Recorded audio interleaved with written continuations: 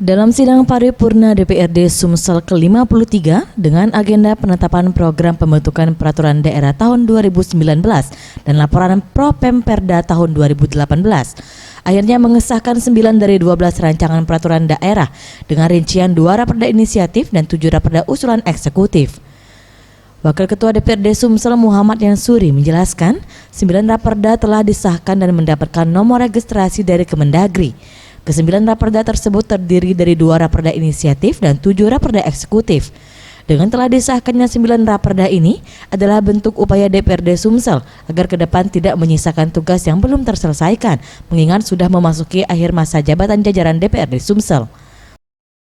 Kan ini udah akhir masa jabatan kan, kita harapkan jangan lagi meninggalkan